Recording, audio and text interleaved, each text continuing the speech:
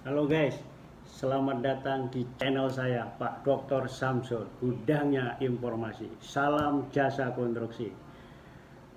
SDM kompeten Indonesia maju. Wah, salah ya.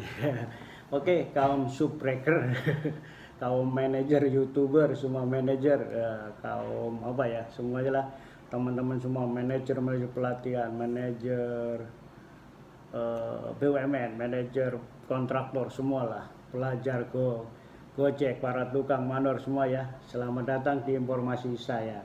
Jangan lupa yang belum subscribe ya, subscribe sini. Siang ini saya kedatangan Pak Tarjo ya, Sutarjo STMM. STMM. Nah, beliau ini adalah orang yang berkecimpung di dunia pelatihan dan SKK ini gitu. Saya sapa dulu. Apa kabar Pak Tarjo? Baik. Baik ya? Baik. Oke. Assalamualaikum warahmatullahi wabarakatuh. Waalaikumsalam. Pak Tarjo, Iya. ngomong-ngomong kan udah lama nih berkecimpung di SKKNI. SKKNI kita ini statusnya bagaimana sih menurut sampean? Menurut pandangan sampean lo ya? Iya. Pengamatan saya, SKKNI yang telah disusun di waktu dulu namanya Puspin KPK, pusat jakun di KPK yang sekarang Pati itu ternyata 2011 itu kurang lebih baru 19 SKKNI yang telah ditandatangani oleh Naker. Itu bidang operator kali. Ada bidang, ya ada Ya, bidang. yang 19 tadi lah bidang alat 11. berat kali. 11 ya bidang alat berat ya. Bidang alat berat semua kan. Iya, Nah, iya. mungkin kalau bidang lainnya mungkin lebih dari itu. Iya kan? Kemungkinan karena Iya. yang saya dapat waktu itu baru itu. Iya, oke. Terus. Perlu diketahui bahwa SKKNI yang belum ditandai Naker itu belum bisa digunakan secara internasional menurut informasinya. Iya, betul. Ya. Jadi gini guys, SKKN yang belum ditandatangani oleh Naker, katakanlah sudah dikompensikan, Iya. sudah ditandatangani oleh Menteri PU pun, atas nama Menteri PU itu hanya berlaku nasional, belum berlaku internasional. Iya. Yang kedua, SKKNI yang hanya ditandatangani di sini belum sampai ke katakanlah Naker itu masih dinamakan SKKNI. Jadi kalau dipakai untuk perangkat nguji seperti Pak Tarjo sampaikan tadi, untuk kedepannya nanti akan ditanya oleh BNSP, ini mah belum masuk ke dalam database Naker sehingga belum bisa untuk sebagai nguji gitu, sebagai dasar untuk nguji gitu. Ya, sebagai dasar ya pedoman. Iya, sebagai dasar untuk nguji untuk untuk skema pengujian untuk sertifikat kompetensi yang dibuat oleh LSP gitu. Gitu Pak Tarjo ya? Iya betul. Iya, terus Iya. gimana Pak Tarjo? Ya oleh karena itu waktu itu ya seyogianya SKKNI yang sudah dibuat oleh yang sekarang Direktorat Kompetensi ini seyogianya direvisi karena sudah banyak muatan-muatan yang sudah misalkan aturan atau regulasi yang lama-lama itu masih ada. Contohnya di dalam SKKNI itu kan ada perundang-undangan paling atas tuh kompetensi yang pertama itu biasanya kan perundang-undangan dan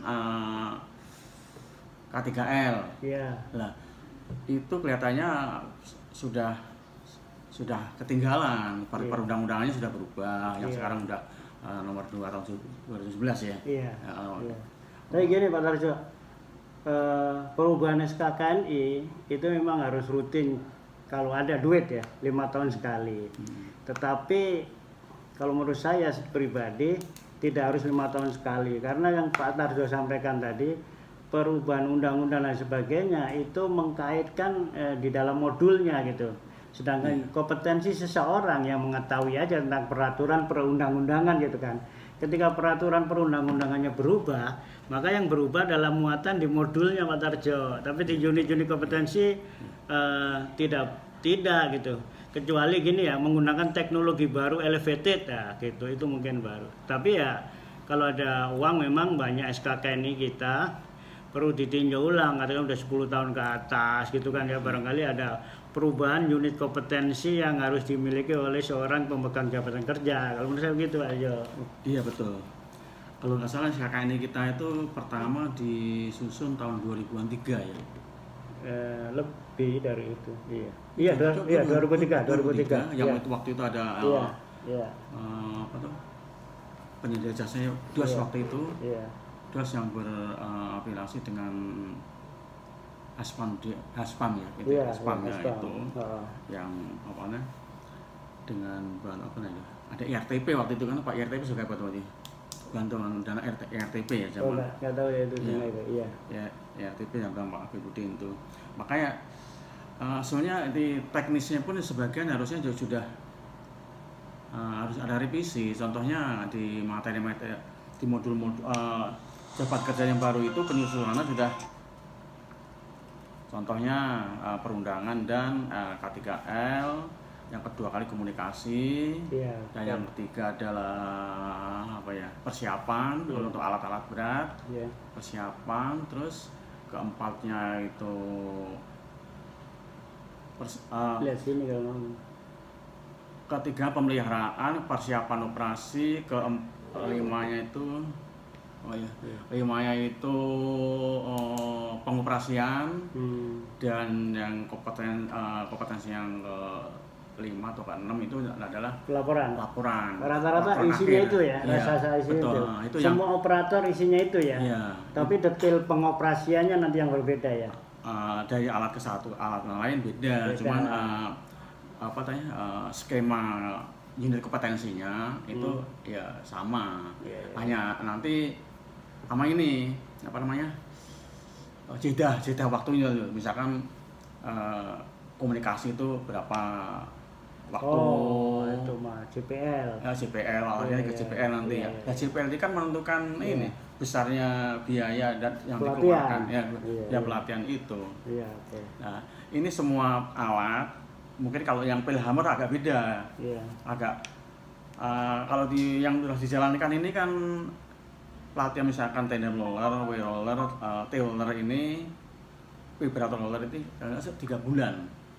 Seorang operator dari 0 sampai bisa mengoperasikan alat itu kurang lebih 3 bulan.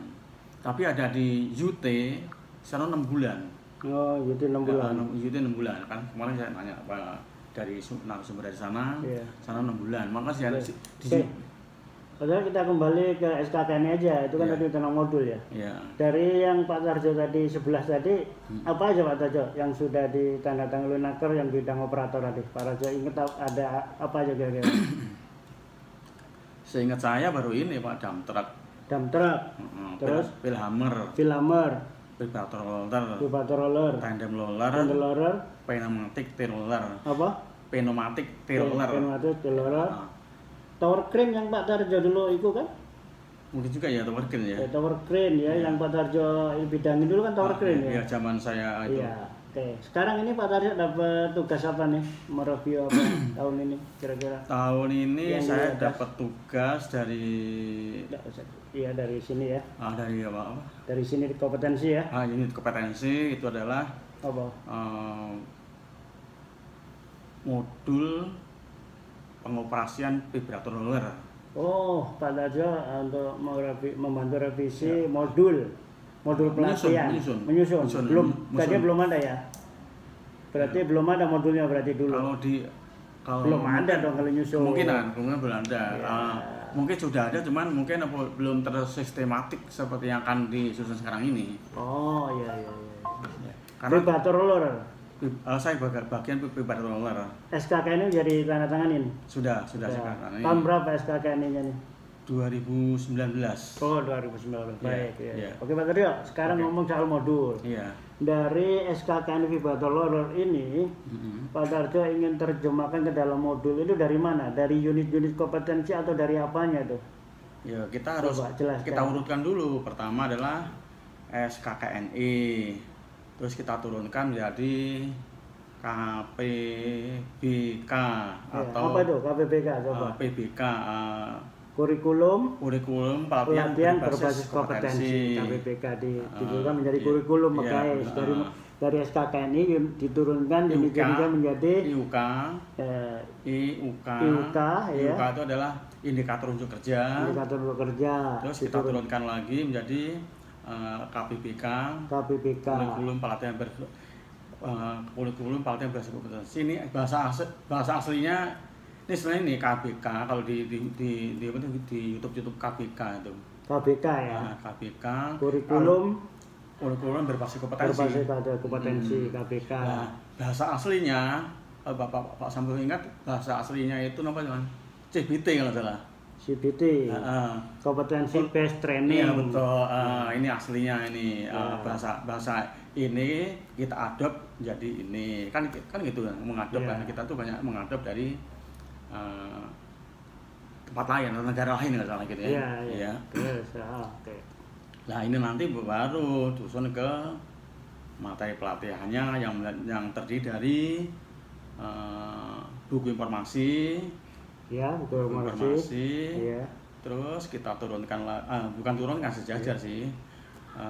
Buku kerja. Ya. Baru buku penilaian. Tapi gini Pak Tarjo. Ya.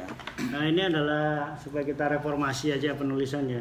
Yang ada kemarin adalah penulisan modul-modul ini kalau bisa adalah yang banyak gambar dan banyak interaktif gitu ilmunya tuh. Kemarin kan kurang, terus juga kayak bukunya kurang menarik gitu. Maka dari itu saya pesan Pak Direktur kemarin juga pesan kalau menyusun modul itu yang menarik gitu ya. Gitu. Menarik banget gitu. Nanti saya tunjukkan buku yang menarik seperti apa gitu ya.